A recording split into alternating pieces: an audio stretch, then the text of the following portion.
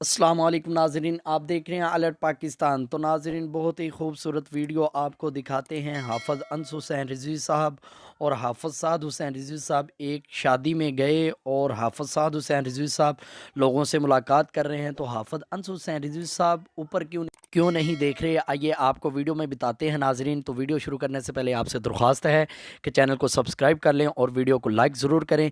तो नाज़रीन, जैसा कि आप जानते हैं, हाफ़िज़ साद हुसैन रिज़वी साहब जब भी जाते हैं बाहर तो वो ऊपर कम ही देखते हैं। तो ये बहुत अच्छी बात है कि कायदे मोहतरम के छोटे भाई वो इधर उधर नहीं देखते, तो उनकी नज़रें नीचे रहती हैं, क्योंकि उन्हें ये पता है कि अपनी नज़रों की हिफाजत करना ये भी अच्छी बात है। तो हाफ़िज़ अंस हुसैन रिज़वी साहब इस वजह से नीचे देखते रहते हैं कि कोई गलती या कोई इस तरह की मिस्टेक ना हो जाए, तो हमें तो यही ज़ाहिर होता है। तो लेकिन ये कायदे मोहतरम के भाई की अच्छी आदत है। तो नाज़रीन, आप वो वीडियो देखें जिसमें कायदे मोहतरम बैठे हुए हैं।